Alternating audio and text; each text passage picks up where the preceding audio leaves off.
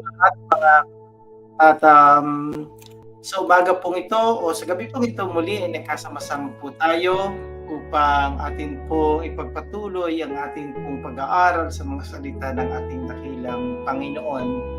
Ngayon po ay patuloy nating pag-aaralan yung session po na ginagawa natin every Tuesday, which is naroon po tayo sa series ng Basic of Christianity, session 7 po tayo. At muli po ako dito sa inyong mga kapatid dito po sa Europa, ako po po sa inyo sa gabing ito ng pagtuturo. Si Pastor Lino Magtibay po ng Father's House of Europe. Naka-base po tayo dito sa Italia. At bago po natin simulan ang ating po pag-aaral ng kanyang mga salita, yung mga bagay na nararapat po nating maunawaan, ay nandiyan ko po ang bawat isa na tayo ay tumulog sa ating dakilang Panginoon upang atin siyang sambahin, atin siyang purihin, at atin siyang pasalamatan. At atin pong dali sa Kanya, ating pong puso at ang ating kaisipan upang atin buksan po ng Panginoong Diyos ang ating pong mga kaalaman, ang ating pong kaisipan upang nasa ganon ay matutunan po natin, malaman po natin ang kalooban ng ating dakilang Panginoon. Atin pong pakinggan ang isang awiting ito na atin po sa inyo ng mga kapatid natin na mananampalataya dito sa Italia. Ito po ay isang awitin na sa wikang Italiano po mga kapatid. At habang pinakinggan po natin ang awitin ito, ay ilagay po natin yung ating sarili sa kanyang presensya at ating po damahin ang pagkilos ng Panginoon sa ating buhay.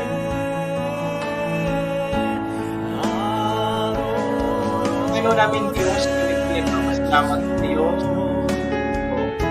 Pagkatuloy po kami sa Panginoon, hindi po kami Panginoon kilala platform na ito, Panginoon, upang kami karanas. May tinatas po namin, Panginoon, na saan po ang aming mga puso at ang aming ipat. Kaya bigyan mo po ng linaw ang aming mga mata upang aming po maunawaan yung kalooban po. Mahangad po namin, Panginoon, na mapapurihan ka namin sa aming buhay. Mahangad po namin, Panginoon, na kami po ay maigtip aming po ministeryo. Sinasama po namin na yung po dugo ang yung banal na Espiritu, Panginoon.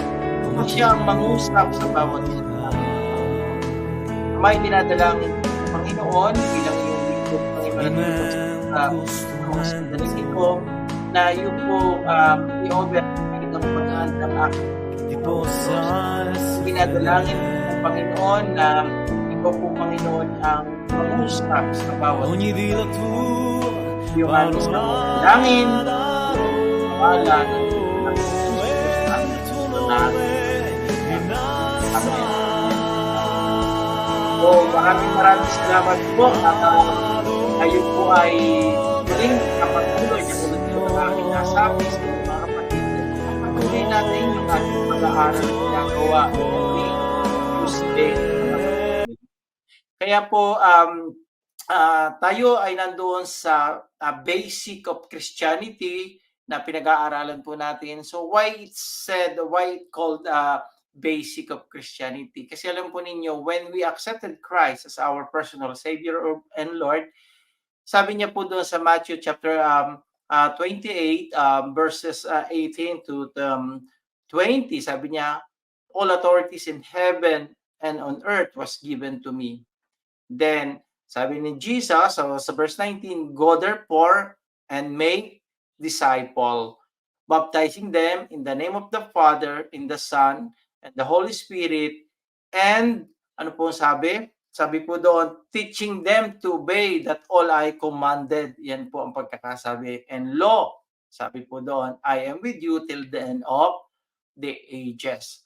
So, bigyan po natin ng emphasis yung pong salitang teaching them to obey. So, Christ is commissioning us to teach Obviously, before we can teach, bago po tayo magturo, kinakailangan pong maunang mag-aral natin. And as a Christian, it is very important for us to be equipped, di po ba mga kapatid, sa in any kind of profession, in any kind of job or work na ginagawa po natin, kailangan po natin na tayo ay merong sapat na kaalaman dun po sa trabahong ginagawa natin. Otherwise, ay hindi po tayo magiging mabisa o mahusay na manggagawa doon sa propesyon na ating pong ginagawa na na na kung hindi po tayo nakapag-aral o hindi po tayo nagkaroon ng sapat na kasanayan o pagsasanay sa bagay na atin pong dapat ay gawin.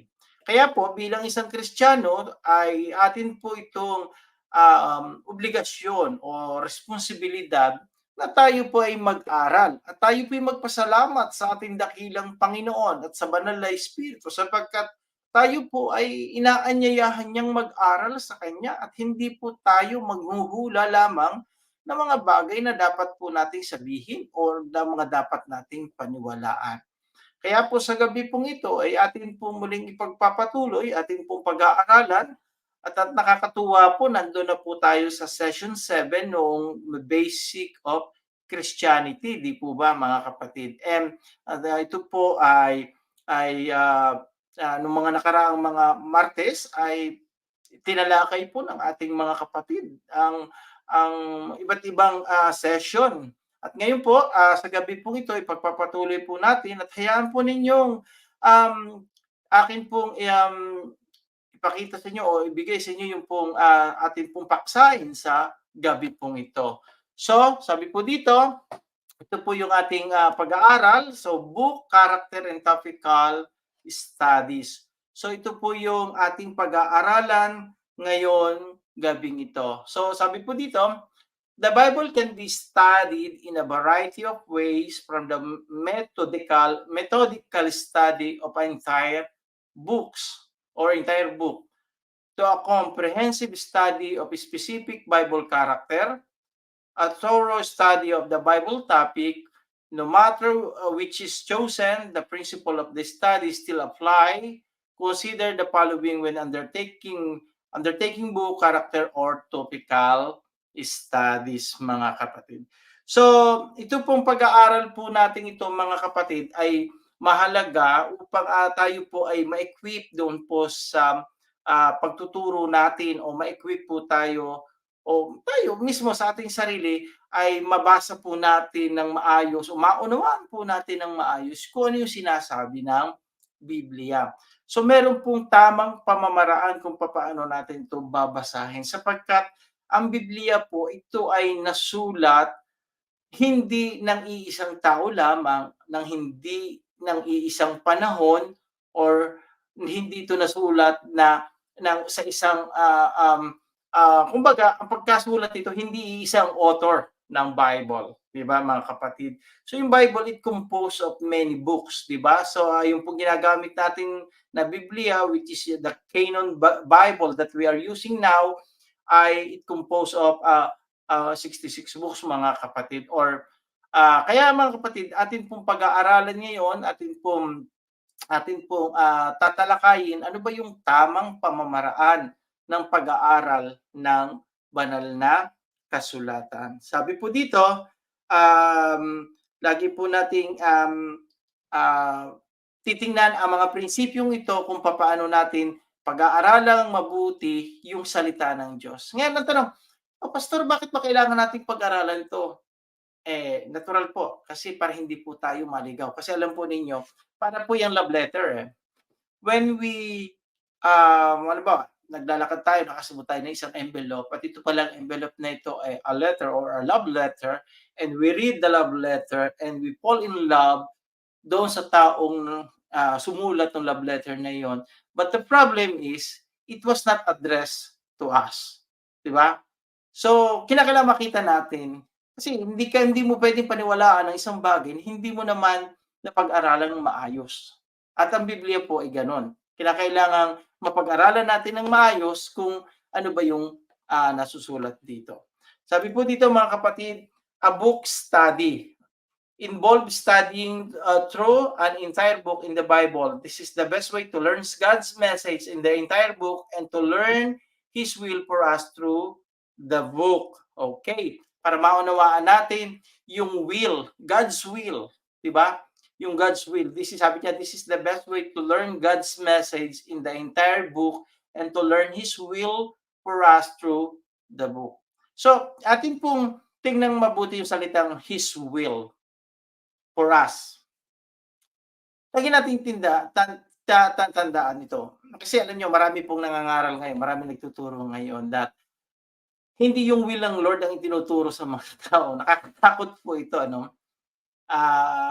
Kasi alam niyo ang Biblia katulad po ng nasabi ko, it was written in the na iba-ibang panahon to na nasulat, iba-ibang kultura, iba-iba yung pananaw ng pagkasulat dito nung mga may akda ng Biblia. So sa ating pong pag-aaral ngayon, and I hope na sa maiksing oras nating pagsasama ay atin pong maunawaan o may paliwanag ko po ng maayos kung paano ba natin gagawin to doon sa pinakasimpleng pamamaraan. Okay, sabi po dito, this is the preliminary study, human author. So, dapat atin munang alamin sa pagbabasa po natin ng Biblia, titingnan po natin sino nagsasalita. Human author or sino yung sumulat. Sabi dito, getting to know the author help us to understand his perspective. Ito po yung sinasabi ko kanina sa inyo, yung perspective, yung pananaw of what is shared in the book. For example, although Matthew and Luke both wrote the life of Christ, because Matthew was a Jew and Luke was a Gentile, their gospel reflects different point of view. Totoo po yan. Kasi depende po yan sa pagtingin. For example, si Matthew po o si Mateo sa wikang Tagalog, siya po ay isa po siyang Hudyo. While the other writer or the other author of the gospel is Gentile, si Luke. Si Luke po ay isang Griego. So, ay yung background po nila, makikita natin that Matthew o si Mateo, siya po ay lumaki in a Jewish community. Because he is a Jewish, obviously lumaki siya sa Jewish community, and his culture based doon sa kultura ng mga Hudyo. While Luke, siya po ay isa pong Gentile and siya po ay lumaki sa kultura ng mga Hintil. At kung ang kanila pong pagkasulat ng biography ni Jesus, yung pong gospel, we call it the biography of Jesus, ay bagamang parehas po yung nilalaman, magkaiba po ito ng perspective, magkaiba po ng pananaw. Kasi po yung pagsulat, yung pong ay nakadepende doon sa pananaw nung sumusulat, mga kapatid. Katulad po nung example ko kanina, yung love letter, obviously, yung writer ng love letter, kanya pong susulatin o kanya pong iaakda yung nilalaman ng kanyang puso. Yung pong sariling puso niya, hindi po yung puso ng ibang tao. No po. Kumbaga, for example, halimbawa, meron siyang nagugustuhang babae, isusulat niya kung ano yung nilalaman ng puso niya, ano yung pananaw niya.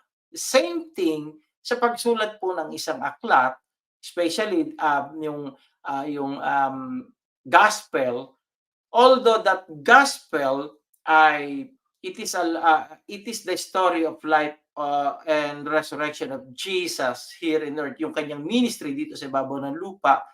Although we call it gospel, yung mga author po nito, mayroon po silang magkakaibang perception, magkakaiba po yung kanilang pananaw. Kaya mahalaga, maunawaan po natin ito, sino yung may akda nito. At titingnan natin, atin pong pag-aaralan, ano ang pinagmumulan niya, ano yung kanyang pananaw hinggil sa pagkasulat ng ah, aklat na ito. At mapapansin po natin 'to through the study, yung pag-aaral po natin ng Biblia. Marami po kasing author ang Bible. For example, yung Epistle of Paul to the um, to the churches. For example, iba yung way ng pagsulat o paggawa ng liham o pastoral letter ni Apostol Pablo doon sa Church of Colossae. Why?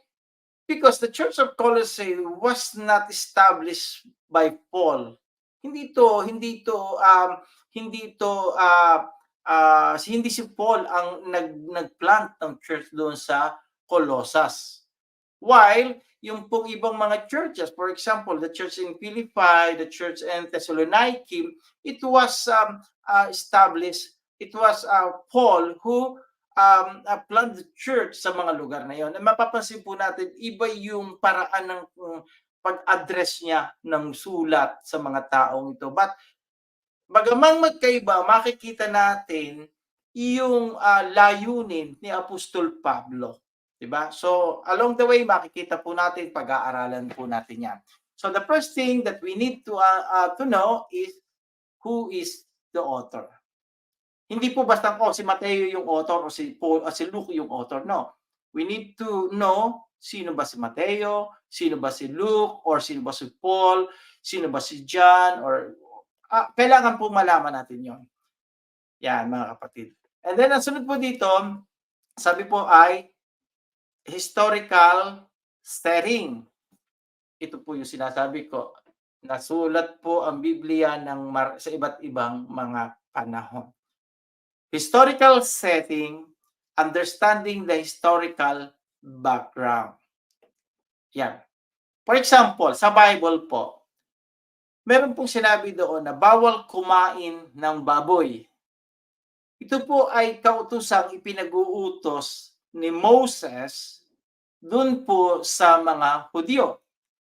Before ang mga Hudyo po ay umalis sa Egypt, yung pong Egypt kasi 400 years na nandun sila sa Egypt, I believe personally that the Jew during that time, they ate yung pig meat. Kumakain po sila ng baboy. Kasi during that time, wala pa pong kautusan. Hindi pa po ipinag-uutos yon ni Moses.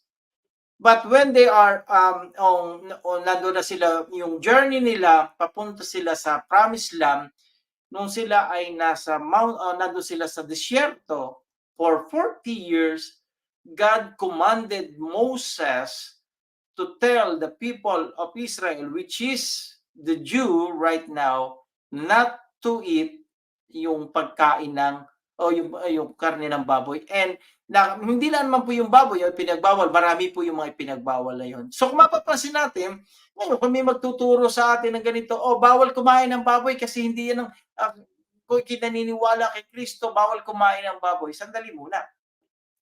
Kasi yan ay yung pagkautos na yon, that is political command doon sa panahon ni Moses. At sa mga Hudyo yan iniutos, mga kapatid. And during the time of Christ, kung mapapansin niyo po sa gospel, nung si Kristo ay sumakay sa isang bangka, napapunta sila sa isang dalampasigan, nalubong sila ng isang lalaki na naalinhan ng masamang espiritu. At sabi doon, nung pinalabas ni Kristo yung masamang espiritu, yung legion of bad spirit, of evil spirit, asked permission from Christ that they may dwell in the herds of pig herds, yung doon sa kalipunan o doon sa mga baboy. So, kung mapapansin natin, yung baboy nung panahon yon ay bawal sa mga Hudyo, but hindi sa mga Hintil.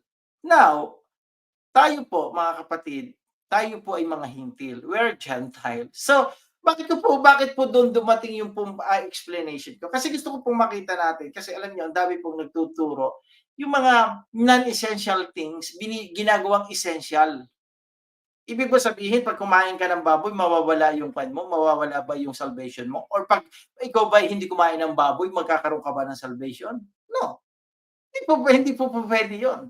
Because there is none ang salvation po natin ay naka-base sa ating pananampalataya sa ating Panginoong Hesus. Sabi po ng Panginoong Hesus, 'di ba, if we confess our sin and believe that Christ is risen from the dead, you will be saved. Kumbaga magkakaroon tayo ng profession of faith, hindi yung dahil sa hindi ka kumain ng baboy, 'di ba? So mahalaga po 'yan. Mahalaga po makita po natin 'yan. So sabi po doon, historical setting.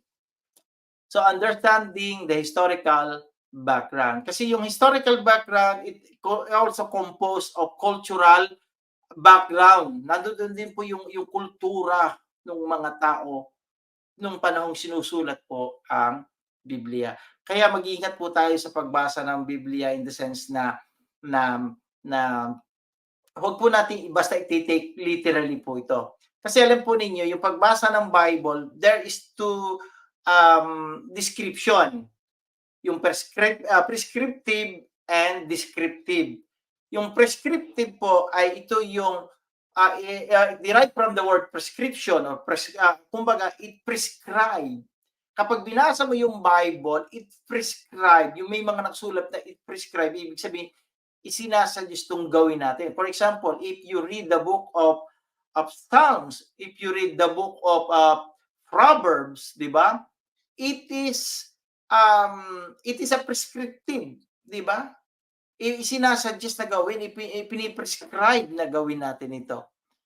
How about yung descriptive? It is a form of of reading that describe things doon sa nangyari. For example, nakasulat sa Bible na Solomon has 700 wives and 300 concubines.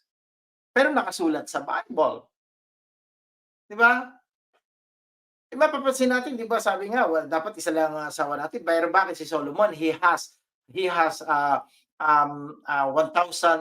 wives, 700 wives and 300 concubines. So bakit nakasulat sa Bible? Because we call it descriptive. Idini-describe yung isang pangyayari o isang karakter sa Bible, mga kapatid. Kasi hindi naman natin po pwedeng, for example, sabi ng Panginoon, lipulin yung mga Moabita o lipulin yung mga taga-Kana, lipulin yung mga sumasamba sa mga Diyos-Diyosan. Di ba? Yan ay sa panahon natin, yan tawag natin, yan ay descriptive. It describe what happened during that time, mga kapatid. So pansinin po natin, for example, sabi po dito, understanding the historical background of the book give us its context in relation to the surrounding event in the history. For example, sabi po dito, the prophetic book of Jeremiah, Ezekiel, Daniel, and Isaiah were written in all various time when surrounding nation of Assyria, Babylon, Persia were rising and falling, all impacting the nation of Israel.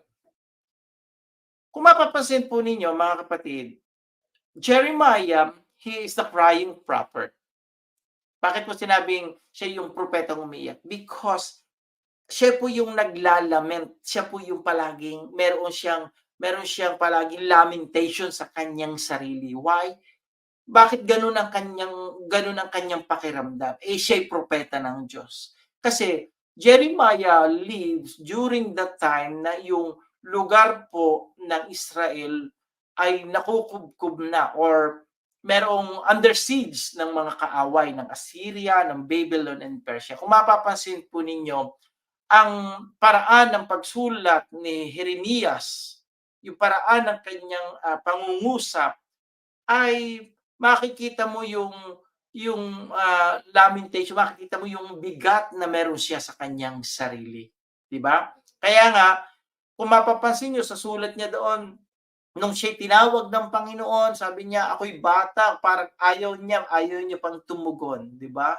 Hanggang doon sa kalagitnaan ng kanyang pagsulat, meron siyang sinabi na ganito, nung kinausap siya ng Panginoon, despite all the circumstances na pinagdadaanan ng Israel, God spoke to Jeremiah and he said, yung Jeremiah 29:11, sabi niya, "For I know the plans for you," said the Lord. 'Di ba? "Ma-plans for you to prosper," 'di ba? Sabi ng Panginoon, "not to harm you." Kumbaga, yun yung na prophetic message ni Jeremiah because that is the time, kumbaga binibigyan niya ng kalakasan yung mga tao nung panahon yun. Even Prophet Ezekiel was lived during the time na may mga gera. Alam naman po natin na kapag may digmaan, nakikita natin maraming namamatay. So that's why Ezekiel, he prophesied and he see that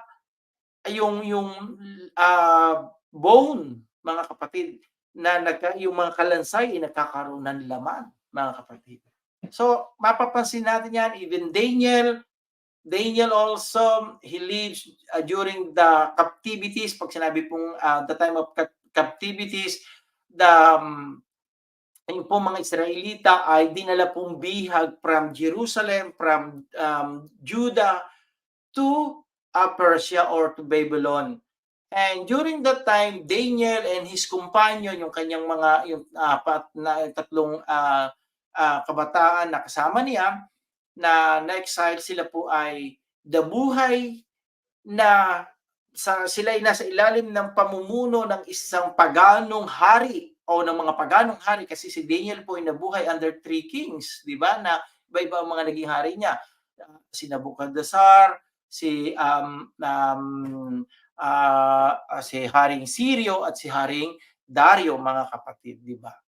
Pero si Daniel, ang paraan ng kanyang pagsulat, bagamang nandoon yung sistema o nandoon yung systematic parang cleansing na nangyayari. Gustong lipulin ang kanilang lahi, ang mga lahi ng Hudyo, but Daniel, hindi siya nag-compromise. At kung mapapansin ninyo, sa panahon natin, Christians should not be compromised even though that we are living in this kind of world, di ba? Every time, ngayon, tayo kasi sa panahon natin, nandoon yung compromise palagi na nangyayari. And even Prophet Isaiah, kung mapapansin po natin sa kanya pong mga sulat, nasulat po ito, no, kumbaga, he prophesied 700 years before yung pagsilang ng ating Panginoong Jesucristo. Well, anyway, so mahalaga po yan. Ngayon, sasabihin niyo, Pastor, so ibig sabihin pala pag nagbasa ako ng Bible, kinakailangan ko rin basahin yung history, of course. Mahalaga pong mabasa natin yung history. But beware po tayo. Babalikan po natin yung una, aalamin po natin yung author kasi alam po ninyo, marami po yung mga distorted history. Ano naman ang basahin ninyo, yung mga Leonardo da Vinci Code na fictional book, di po ba? So, doon po ang atin pong babasahin po talaga ay yung doon tayo kukuha po ng data doon po sa mga canonized book, yung mga tinanggap. Pag sinabi pong canonized, ito po yung mga tinanggap as theological basis ng atin pong pananampalataya. And then, ang sunod po natin ay dates of the book. Kung kailan itong mga nasulat. Ayan, sabihin, Pastor, paano ko malalaman naman kung gano'ng katagal o kailan ba nasulat ito? Obviously, malalaman po natin yan. Kung matyaga lamang po tayo na mag-aaral. Sabi po dito, knowing the dates give us an understanding of the time involved. For example, knowing that Israel remained in Egypt for 400 years. Di ba? Tandaan po natin ito when the family of Jacob go to Egypt, alam po ninyo, that is the time na ang Egypt po noon ay sila po ay maunlad, progressive po yung kanilang bansa, nagpo-progress sila. Bagamang ang mga katabing lugar po nila ay namamatay dahil po sa famine. Di po ba? Alam natin yung kwento na basan, I believe na most of us, we know the story about Joseph, Pharaoh, and yung paraan.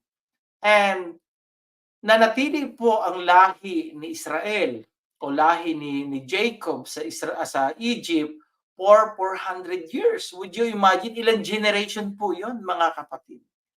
Obviously, si Jacob namatay na, yung kanyang mga anak, si Joseph namatay na, at ilang saling lahi po 'yon, mga kapatid. At sa matagal na panahon yun, sa loob ng 400 taong yan, napakarami po ang pwedeng magbago, mga kapatid. At dahil nga po sinasamahan ng Diyos ang bansang Israel, ay sa panahong ito, mga kapatid, instead na sila'y mabuhay katulad nung panahon ni Joseph as the Prime Minister of Egypt, nakalimutan na ng mga Ehipto, ng mga Egyptian. Kaya naman ang ginawa sa kanila, from yung magandang buhay nila, naging slaves sila doon, mga kapatid. So sabi dito, so tingnan po natin yung timeline, kaya mahalaga. Sabi po dito, ito po yung timeline of biblical history. So 4,000 BC. So anyway, hindi ko po ito tatalakayin ngayon. Gusto ko lang po ipakita po sa inyo. From Noah, Abraham, Job, and Jacob, mapapansin po natin yung timeline po na ito ng biblical history. So, tatanungin niyo, Pastor, bakit kailangan nating malaman to? Kasi po, yung pong history o yung pong background, ang magbibigay po sa atin ng tamang pananaw, or it will help us to see the real context of what the book has telling us. Kasi po may konteksto po ito, mga kapatid. Malungkot po ito na marami po sa atin ang mga nagbabasa ng Biblia na they are twisting what is written in the Bible. For example, meron pong mga grupong ganito. Aangkinin nila yung isang prophecy na hindi naman para sa kanila. And tendency nito, sasabihin nila na sila yon, papaniwalain nila yung mga taong sumusunod sa kanila kasi ilalakip nila sa kanilang grupo yung sinasabi ng Bible. Ay hindi naman para sa kanila yun. For example, may nagsasabing ganito na, kailangan nyo lang dumaan sa akin. Diba? Merong mga grupong ganyan. So, pag-ingatan po natin yon. O kaya naman yung mga, anyway, so medyo kwan po natin talakayin yun. But this is what I'm saying, mga kapatid, na mahalaga makita natin ito para hindi po tayo maligaw. Kasi mahalaga po yung context. Mahalaga po yung konteksto ng ating pong binabasa. Sabi nga nung isang nagturo, yung discipler po namin, sabi niya, a text without context is a pretext. And if we take the word in the Bible literally, it will lead us into destruction. Dadalhin po tayo nito sa kapahamakan. Kasi literal po eh. Diba? Pero, basta paano ba masasabi nating literal? I will give you an example. Sabi po doon sa Bible, sa Mark chapter 16, sabi po doon ay ganito, the last part of chapter 16. At ang sumasampalataya at mabautismuhan ay maliligtas, sabi po doon. At lalakip ang mga tandang ito, magsisihawak ng ahas, hindi ba, magsisinom ng lason, sa anumang paraan hindi sila maaano. Diba? Kaya i-take mo literally yan, minom ka ng lason, mamamatay ka. Diba? Mamamatay ka kasi iinom ka ng lason eh. So we need to understand, ano ba yung konteksto noon? Diba? Ano yung konteksto noon? Minsan po, meron pong nagsabi sa akin, no, kami yung tunay na mananampalataya. Sabi niya ganun sa akin. Kami yung pinili. Kami yung pinili. Kami yung tunay na mananampalataya. Tingnan mo, kasi nakalakip sa amin yung pangalang sinasabi sa Biblia. Kami yung tunay na ganito. Sabi niya. Sagot ko, sige. Kung kayo tunay na mananampalataya kasi you take it the Bible literally, and then Mark 16, sabi doon, uminom ka ng lason, mamatay ka, 'di ba? So, alam niyo, pag-ingatan po natin yung mga kapatid. So, mahalaga po 'yan. Okay, and ito po yung sinasabi ko kanina, yung, descriptive and prescriptive, way of reading the Bible, 'di ba? The purpose of the book. So, titingnan natin like for example, yung mga sulat po ni Apostol Pablo sa mga iglesia, sulat ni Apostol Pablo kay Timoteo, sulat ni Apostol Pablo kay Tito, kay Pilemon. Tignan po natin yung ano yung purpose ni Pablo, bakit niya sinulat ito? Bakit niya sinulatan? Sabi doon, the purpose of the book.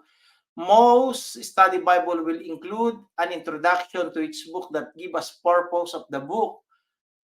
Totoo po yun. I would suggest po, pag kayo po ay nagbabasa ng Bible, sa YouTube po, meron po tayong tinatawag na Bible Project. It is maganda po ito, yung Bible Project video, sila po yung, kumbaga meron silang mga, in-explain nila ito historically.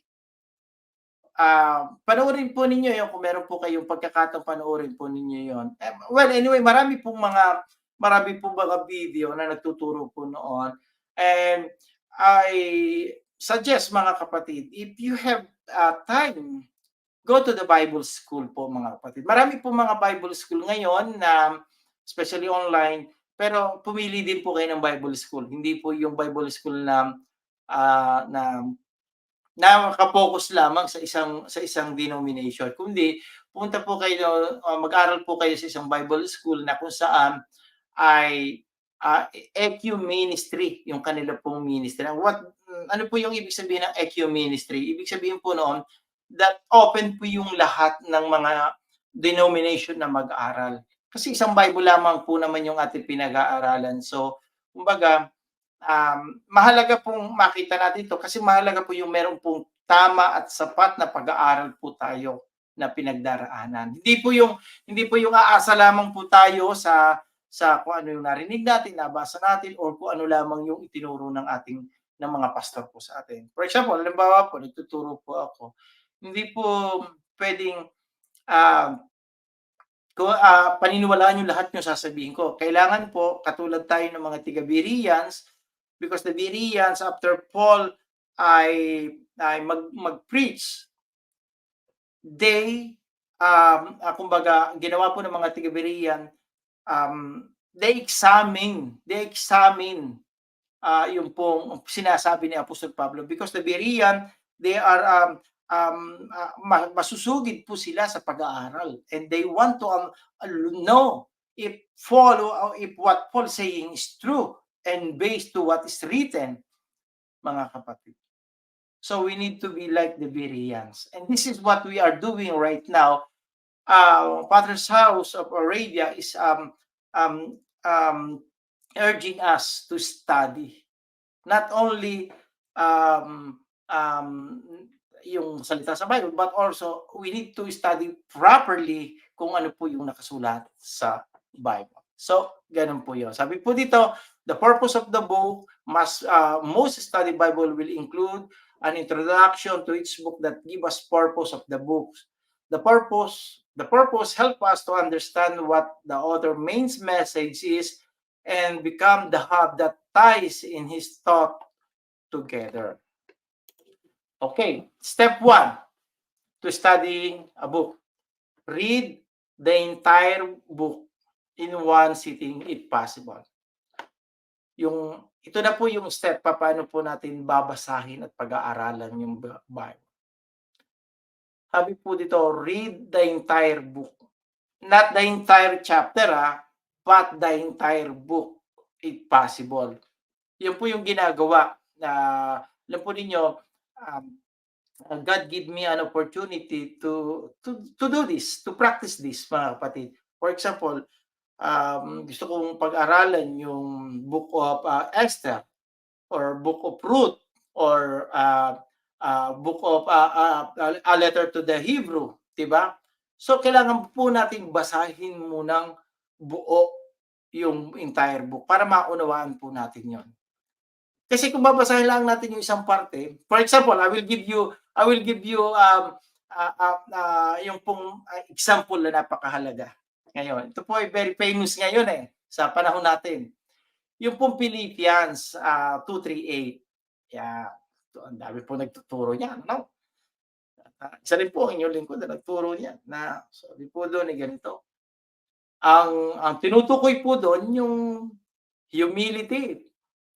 May nagtuturo po ganito, mga pastor, ano? Tuturo, humility. Sabi po ay, para daw tayo maging Christ-like, we need to be humble. Kaya ang pagturo, basahin lamang yung sauluhin at i-practice yung Philippians 2:3-8. Ay putol. Sabi po doon ni Juan, naputol yun. Di ba? Tayo po naman nga dahil sa tayo tinuro ng gano'n pa nga para pagturo, kinakailangan kong maging humble para ako'y maging Christ-like. Pero kung itinuloy po ang pagbasa natin hanggang doon sa verse 12, ay maliwanag po ang sabi doon sa verse 12, mga kapatid, na ang pagkakasabi sa verse 12, mga kapatid, work out your salvation with fear and trembling. So, ang sabi po doon, work out your salvation, not work out for your salvation with fear and trembling. So, ibig sabihin po doon, mga kapatid, is that um, um, meron na tayong salvation but we need to work it out. Ipakita natin. Diba? So, that is the danger, mga kapatid, na hindi natin babasahin yung entire book at hindi natin makita yung konteksto na atin pong yung konteksto, kung ano yung thought, ano ba yung mensahe nung sumulat nito. Kasi ang Bible po, pag binasa natin, it is official. Kumbaga, yung pong Biblia as a Christian, tayo po mga evangelical Christian, tayo pong mga mananampalataya, ang atin pong authority when it comes to our doctrine is just the Bible only. Wala pong iba. We don't have tradition, we don't have yung mga kinaugalian ng tao, not unlike the other religion, na meron silang mga ritual na ginagawa kasi ganito o ganyan. Wala po tayo noon. We are just only basing to what the Bible has say. And kung hindi po natin napag-aralan ng maayos yung Biblia, delikado po tayo. For example, I will give you an example. Ang trabaho ko po, mga kapatid, nasa kwan po ako. Nasa IT po ako, IT industry po ako. So, ang more on manual po ang ginagamit ko na, what do I mean manual? Yung pong nagre-repair po kasi ako ng mga motherboard ng mga electronics device. So, bumili po ako ng professional na soldering iron. So, professional po, pang-professional po talaga ito. So, bumili po ako ng soldering iron and nabili ko po ito ng mahal. Mahal ko po nabili ito. And almost 1,000 euro. And would you imagine, let us convert it into the Philippine peso, more than 60,000. Makakabili naman po tayo ng panghinang ng wala pa nga 100 euro, pwede na, 100 pesos, makakabili po tayo ng isang panghinang. And ang problema po ganito, natatawa, kinukwento ko po ito doon sa discipler ko before, sabi ko, sira ata yung nabili ko kasi hindi siya makatunaw noong LED, nung tingga. Daig pa noong nabili ko na wala pang 100 piso, na pag inilagay ko yung tingga, tunaw agad. So, nagrereklamo ako doon sa binilhan ko dahil sabi ko sira. Tanong sa akin ng aking binilhan, binasa mo ba yung instruction? So, hindi ako nakaimik because I don't read the instruction. I thought it was na lang, okay na. Kasi mahal ang bili ko, automatic siya. Hindi pala. So, I need to read the instruction. Mga kapatid. Same thing sa Bible. We need to read and understand what is written on it. At sa pag-aaral natin ito, hindi natin makikita ang konteksto nito na ayon lamang sa nakita o sa nabasa natin. We need to dig more. We need to, kailangan pa natin mas laliman. Kaya nga tayo meron pong ganito. So read through the entire book in one sitting if it is possible. Yan. Sunod po dito, read through the entire book at the second time. Babasahin po natin 'to hangga't maaari. Ako po, praise God, cover to cover po binabasa natin yung Biblia. Alam po ninyo yung 'pag binasa mo yung Bible ngayon, sa susunod mong basa, iba yung ipinakikita sa iyo ng Panginoon. Naiiba yung pananaw mo, naiiba yung nakikita mo dito, 'di ba?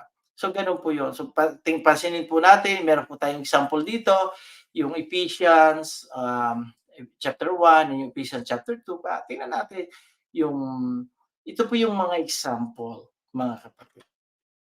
Sunod po dito, starting from the beginning of the book. Exactly. Hindi po tayo magbabasa ng Bible para bang ito po, let's say for example, to Bible, magsasabi tayo, Lord, ano yung message mo sa akin? Bubuklatin yung Bible, ituturo ng daliri. Ewan ko po kung may gumagawa po ng ganyan pa, pero marami po ako nakita ng ganyan before. Tatanong, Lord, ano yung mensahe mo sa akin? Bubuksan yung Bible, tuturo yung daliri, titignan ko ano yung tinuro ng daliri, makikita yung mensahe. Nakita yung mensahe, Kwan. At si Judas ay nagbigti. Di ba? So, Lord, hindi yung mensaheng yan. Di ba? Ay binuksan uli yung Bible, itinuro. At ang nakasulat, gawin mong madali. Nabuksan niya kasi doon sa Revelation. Pagbuksan niya ng Revelation, nakasulat gawin mong madali. Oh, yeah. Delikado po tayo doon, di ba, mga kapatid? So medyo ginaganan ko lamang po, medyo nakakatawa po, pero iyan po yung paraan na nakikita natin, which is not advisable po yung parang gano'n. But we need to read the Bible starting from the beginning of the book. For example, sabi dito, select the scripture passages that contains complete thought or event. Many modern Bible already break chapter down into the sections usually indicated by the subtitle. Yeah. Sunod po natin, study each selected passages using the Bible study principle and method taught in the preceding lesson of the study book. Keep accurate notes of your structural diagram. Ito po, napag-aralan po natin to nung una pa, meron po tayong structural diagram na tinuro po natin kung paano po natin makikita to. Mahalaga po yon para makita natin ano ba yung, meron po tayong 5 working men, tinatawag po tayo, yung pong mga katanungan. Who, how, when, where, what. Yan po yung mga tanong. Dapat yan po yung mga pagbabatayan natin. Sabi po doon, who, sino sumulat? When, kailan nasulat? What, ano? Diba? Sayang, how, bakit, paano nasulat? Kumbaga, yun yung mga tanong na kailangan nating sasagutin. So, mahalagang pag pinag-aaralan natin ito, mga kapatid, may naka-diagram.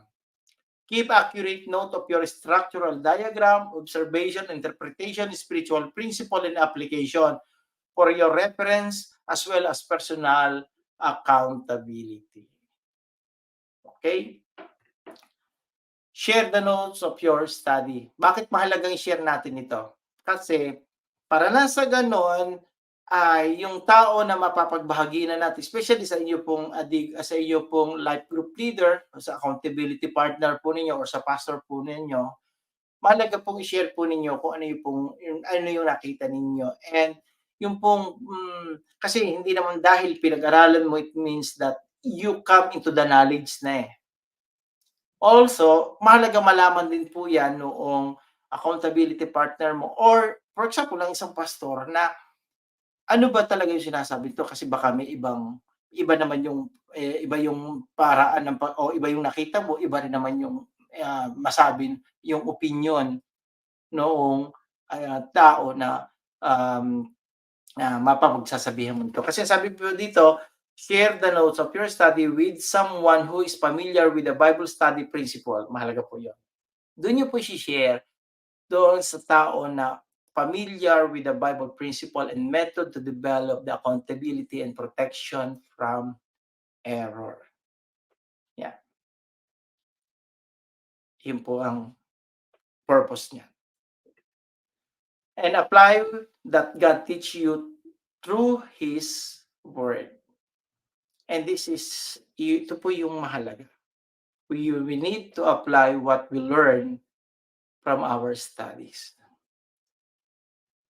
If we study the Word of God, if we study the Bible, the end result it should be a transforming lives. Yung natatransform po tayo.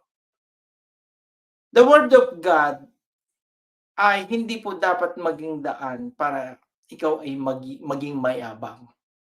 Ano ibig sabihin? Yung hindi po kasi masusukat dahil marami kang alam na mga verses na ikaw ay malapit sa Diyos.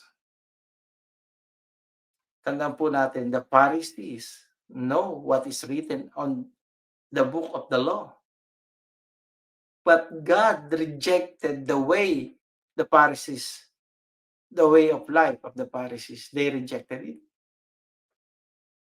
Nicodemus, he is a teacher in Israel during the time of Christ. He knows the law, mga kapatid. But even he himself, hindi niya nakita yung daan patungo doon sa langit. And these people, they are the teacher in Israel. And as we can see in the parable of Jesus, that there is a rich young ruler. He go to Jesus and ask how to enter into the kingdom of heaven. Sabi ganon. And Jesus said, do this and do that. Because that is the way, yung paraan na itinuturo ng mga Pariseo ng mga panahon yun. Sabi nung young ruler, sabi niya, Lord, nagawa ko po na itong lahat. But even though he did all these things, he doesn't have any assurance that he will enter into kingdom of heaven. Mga kapatid, kita ninyo. Diba? And what Jesus said, go, sell all your belongings and give it to the poor. So anong nais ni Jesus doon? Ano pinakita? Compassion to others. Because Jesus is very compassionate. And the young ruler, nalungkot siya. Why? Because he is so rich. He thought that na nagawa niya lahat ng pinagagawa ng kautusan, makakarating siya sa langit. But deep inside in his heart,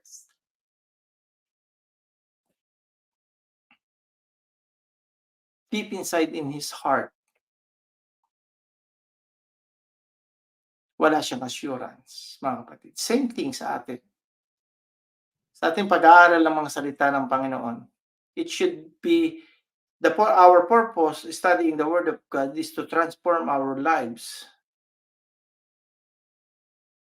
Kasi kahit ang dami nating alam at wala tayong assurance that we are going to heaven someday, it is useless, mga kapatid.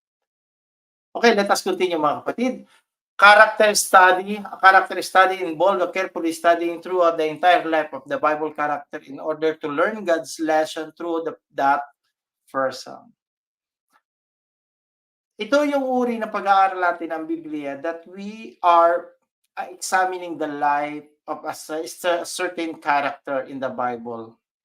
So, for example, in Cadmenton, they are studying the book of Ruth. They are studying the life of Ruth. So, ano ba yung ito yung isang uri din to ng pag-aaral natin sa Biblia. Kumbaga, alam natin, pinag-aaralan natin yung buhay ng isang tao. Sino ba yung mga buhay na napakagandang pag-aralan sa Biblia? The life of Joseph, his humility and his submission to the will of God, 'di ba? Si David, mga kapatid, 'di ba? So yung makita natin yung mga kilala, but there is also some guy or some character in the Bible which is hindi siya gasinong kilala but is worthy to study yung buhay nila, mga kapatid, 'di ba? For example, yung buhay po ni Kwan, yung buhay ni Ruth, o kaya yung buhay ni nung babaeng Patotot, mga kapatid. 'Di ba magagandang mga pag-aralan 'yan, ang mga buhay nila. O yung buhay ni Gideon, 'di ba? Magagandang mga pag-aralan. So, kailangan yung character study, pag-aralan natin 'to. And even alam niyo mga kapatid, minsan ayaw natin pag-aralin yung buhay ni Judas Iscariote, 'di ba? But we learn a lot from the life of Judas Iscariot, 'di ba? Kasi lahat po na nakasulat sa Bible, it was written para sa ating bumabasa ngayon para tayo ay may matutunan, mga kapatid. Even the life of yung buhay ng babaeng Samaritana, it is worth it to study, although na napakaiksi nung kanyang napakaiksi nung kanyang eksena. But remember this is what I've seen in the life of that woman in the well. 'Di ba? Ang tawag po sa kanya, woman in the well. She doesn't have any name during that time. But remember this, mga kapatid, the woman in the well, siya ay marami na siyang naging asawa, she is from she is a Samaritan woman, and on that cultural era in that particular time, yung pong mga Samaritana ay second class citizen, 'di ba? At ang mga Hudyo hindi nakikipag-usap po sa kanila, mga kapatid. But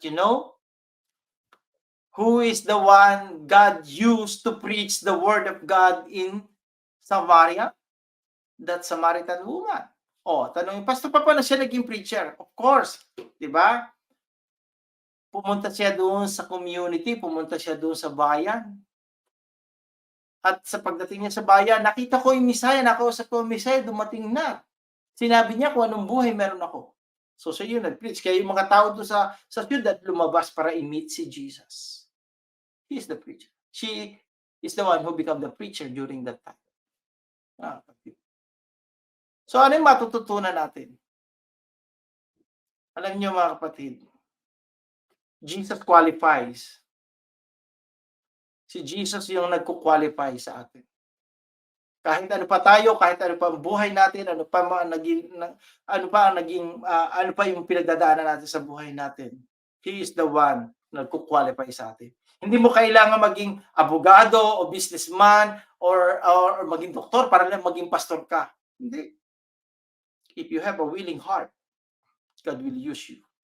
Kapatid. Hindi ka kasi pwedeng maging pastor kasi hindi ka belong dito sa group na ito. Hindi yung group ang magbibigay sa iyo ng magko-qualified sa iyo, si Jesus. He's the one he qualified the call, di ba? Siya yun, mga kapatid. The next, mga kapatid, step to studying Bible character. Okay, ito yung step nito.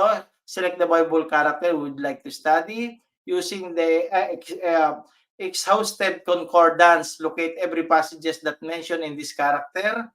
Yan.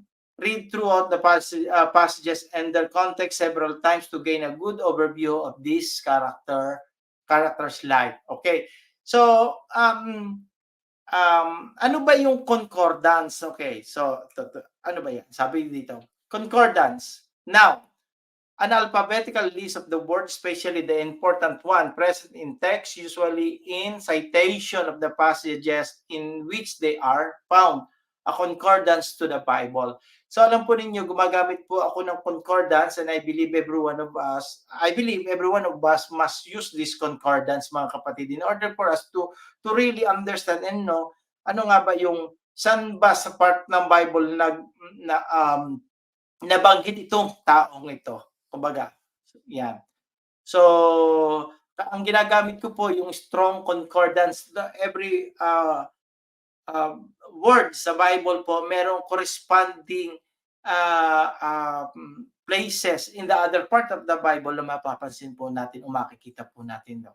So, I suggest po, mag-download po kayo ng concordance or ang ating po mga Bible mapapansin ninyo, meron po mga concordance din po yung kalimitan. Dito po sa footnote ng ating mga Bible, meron po tayong makikita ng iba-ibang mga part, no, concordance number, di ba? So, mahalaga po na maunawaan din natin kung paano natin gagamitin yan. Sunod po natin, copy these passages in sequence so that you can see and study when them as full. Make a chart of the main event and the character's life, listing them as a scripture relates them. This list will help us to see the life and all its event as a whole. It will also help us to see the progression of this character in life and how God works in and through it. Kung tayo po ay nagbabasa ng Bible, especially po mga kapatid, yung po, halimbawa, binabasa natin yung Gospel of Matthew, mapapansin po natin dito na meron yung list of genealogy ni Christ. May mga pangalan po ng mga tao doon. Alam niyo mga kapatid, nung una ayaw kong basahin. Sabi ko, ano naman kaugnayan nito sa akin? Ano naman kaugnayan nito sa babasahin ko? Pero along the way, habang binabasa po natin and by the use of concordance mga kapatid, nakita natin, okay. So si ganito, ang ama ni ganito, ang ganito, sige, mapapansin natin na yung relationship ng mga taong ito do sa ating pinag-aaralan. Di ba? Katulad nung si Kristo, hindi basta dumating. Kasi sinabi si Kristo ay anak ni David. Paano nangyari yung anak ni David? Inanak siya ni Maria. Di ba? So, merong genealogy na mapapansin natin, makikita natin sa Bible. And if we are going to use concordance, mga kapatid, makikita natin, matatagpuan natin saan parte ng Bible ito, anong panahon sa Bible lumabas ito. Di ba? Yan. So, makita po natin at magiging mabisa po at maayos yung pag-aaral po natin ng kanyang mga salita. And now, tayo po ay mahigit na isang oras na. So, sabi dito is, study selected passages containing complete thoughts or event using the principle and method of the Bible. Keep accurate notes of your structural diagram. Katulad din po ng aking tingnan yung pag-aralan nung una. Observation, interpretation, scriptural principles and application. Make a list of the spiritual truth and principle taught by the passages. Importante po yon. This list will be what the Bible teaches about this character's life. Yeah. And number 8, share the notes of your study with another who is familiar with the principle and method in order to develop accountability and protection from error. Apply that God teaches you through His Word. So, yun po yung mga prinsipyo, ito po yung mga paraan ng atin pong pag-aaral. And sabi po dito, and then, ang pinakahuli po, ang pag-aaral po natin yung topical study. For example, a topical study involves a careful and thorough study of a specific topic addressed by the scripture. This may be theological in nature, such as study of God, Christ, salvation, Christ's return, miracle, sin, etc. Pansinin po natin, this is very essential. Yung God, yung pong mga theological in nature about God, Christ, salvation, return, miracle, sin, etc. Mahalaga po yan. Ito po ay dapat ay itinuturo sa church. Especially yung sin. If the church is not teaching anymore about sin, delikado po tayo yan. Kapag po ang tinuturo na lamang ng isang church is about prosperity, about yung well-being mo, paano ka magiging maunlad, paano ka i-claim mo yung claim it, say it and claim it na gano'n na sinatawag. mag-ingat po tayo diyan kasi hindi po 'yan ang itinuturo ng Biblia, mga kapatid. Kasi yung ang tinuturo po ng Biblia, sabi po dito, hanapin mo ang kanyang kaharian at ang kanyang katwiran at lahat ng bagay ay pawang idaragdag sa iyo. So, ang kinakailangan hanapin muna natin ang kaharian ng Diyos. Paano natin makikita yung kaharian ng Diyos? Kailangan itakil muna yung naghi-hindrance para tayo makapasok sa kaharian ng Diyos o makita natin ang kaharian ng Diyos, which is sin. In order for us to remove that hindrance, we need to accept Christ. Dapat nandiyan po yung pagtuturo. Pero pag ang nagtuturo po ay katulad ng ganito, narinig ako nung isang araw na nagtuturo isang pastor siya. Sabi niya, nagtuturo, ganito para na kanyang pagtuturo. Pag kayo pinag-pray ko, at 1 year ko na pinagpipray na kayo ay magkabili ng sasakyan, hindi pa kayo nakabili ng sasakyan, may problema kayo. Oh. Hindi po yan ka. Delikado po yun. Hindi po ito yung talagang mensahe ni Kristo. O kaya naman, pag narinig nyo yung isang pastor ay nagtuturo ng ganito, ano ba naman itong church na ito? Wala na nagkuka, wala na nagtatides. Ako, pumirma kagad ng 100,000 sa check para i-tides. Yan ba yun? Mga kapatid. O kaya naman yung pastor nagtuturo ng ganito, huwag kang papatol doon sa just. Ingat, ingat tayo doon mga kapatid. Ingat. Wala pa akong pinatatamaan sa bagay na yun. Pero kung may tamaan, bato-bato po sa langit ay tama, may bukol. Kapatid, sorry. Okay. What is theology? Ito po yung paborito ko ito. The term theology comes from the two Greek words theos, which means God, and logos, which means word. The finite being can be speak of God of all something of a miracle made possible by God, self-revelation culminating in Jesus Christ, the word the revelation of God made flesh. Theology. Theology will not bring us into heaven. Theology will not give us salvation. But theology is essential for us. After we save, theology is very essential for us as a believer. Because theology will help us to really understand what God is teaching us. Same thing, something like this, mga kapatid.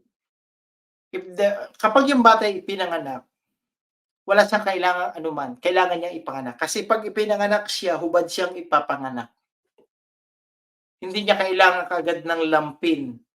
Hindi niya kaagad kailangan ng diaper habang siya nasa loob ng tiyan ng kanyang nanay. Diba, ng kanyang mama, ng kanyang ina.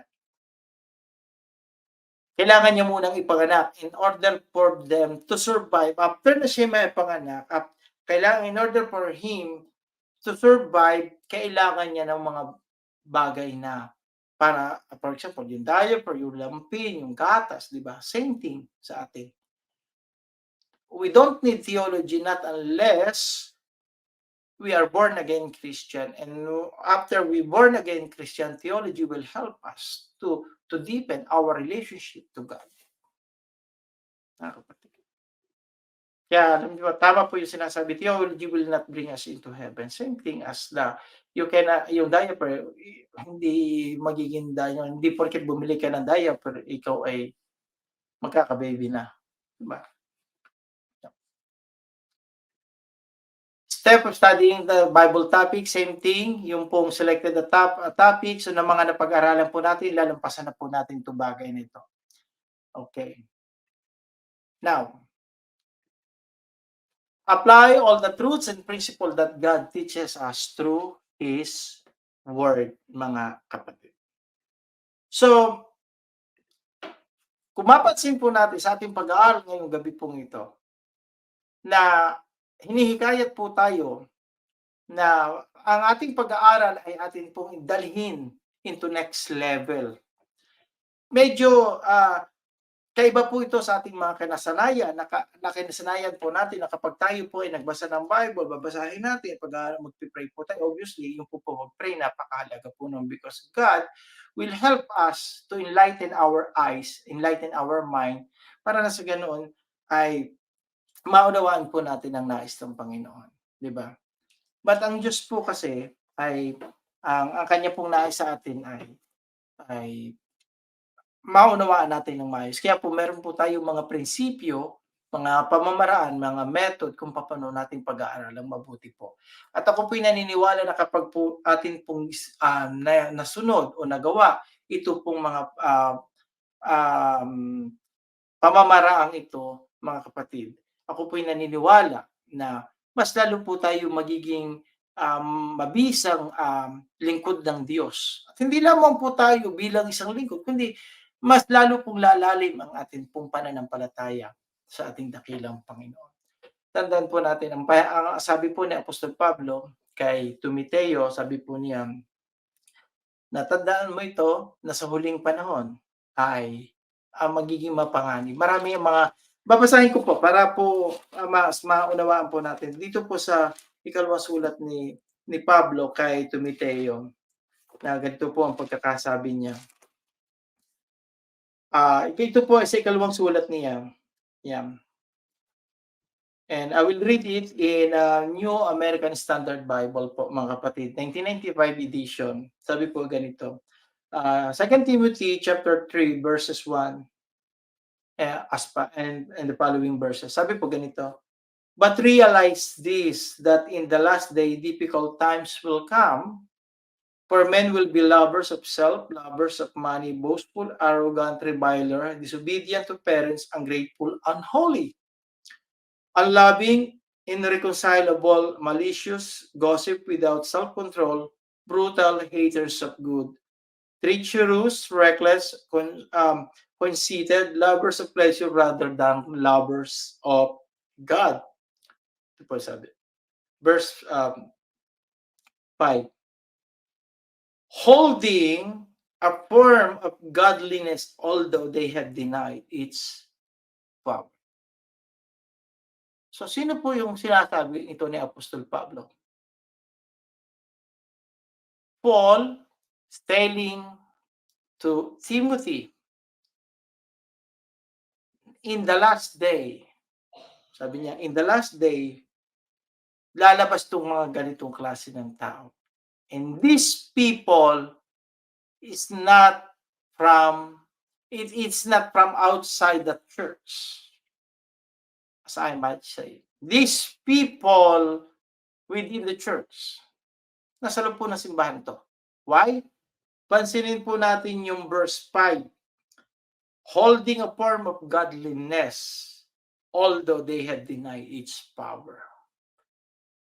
Ito po yung mga tao that they profess, naniniwala sila sa Diyos, but they deny the power of it. Ano po ba yung power noong sabi daw, holding a form of godliness? Ano ba yung power ng godliness? Change life. Change life. Diba? Sabi ni Apostol Pablo, avoid such men as this. Mga kapatid, sana po sa gabing ito ng ating pong pag-aaral ay meron po tayong naunawaan, tutunan, mga kapatid. And always pray and always ask God that God will help us to understand His Word, mga kapatid. At tandaan po natin na 2024 is coming, 2023 is passing by, kumbaga napakabilis po. But tandaan natin na ang Diyos ay laging nagpapala sa mga taong humahanap sa kanyang katwiran at sa kanyang karya. Sa muli po, bago po tayo magtapos, tayo po ay inaanyahan ko po kayo sa isang panalangin na at atin pong alalahanin yung kadakilaan ng Panginoon sa ating buhay. Haba pong tayo po ay nananalangin, pakinggan po natin ang isang awiting ito na ito po ay buhat sa ito po ay awitin sa wikang Tagalog.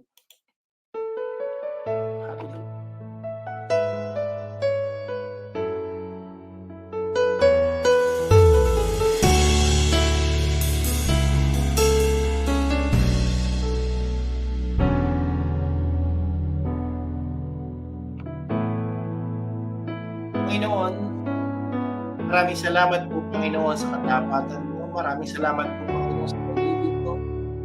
Maraming salamat po, Panginoon, sa iyong pong kadakilaan, Panginoon. Maraming salamat po, Panginoon, sapagkat sa kabila, Panginoon, ng aming mga karumihan, sa kabila, Panginoon, ng aming mga kapilanan, Panginoon, patuloy mo pong inaabot ang aming mga pangailangan. Maraming salamat po, Panginoon, sa gabi ito na iuukol po, Panginoon, ito po sa amin. At muli po namin na pag-aralan, Panginoon, ang iyong mga salita. Pagkat nato sa dinadalangin po, Panginoon, na abutin po, Panginoon, ang bawat makakapanood, Panginoon, at makakapanood, Panginoon, ang pag-aaral namin ginawa ngayong gabi ito. Nasamo po, Panginoon, at nagiging po ang kanilang kailangan. Abutin ko po, Panginoon, ang kanilang mga buhay, Panginoon. Tinatas ko po, Panginoon, o Diyos, patuloy mong pagpalain, Panginoon, ang iyong iglesia, Panginoon, ang iyong pagpalain, Panginoon, ang mga manggagawa, Panginoon, ang iyong ang magdangin, pangalan ng Diyos. Amen. Amen. Maraming salamat muli sa inyo. At muli po tayo magkasama mga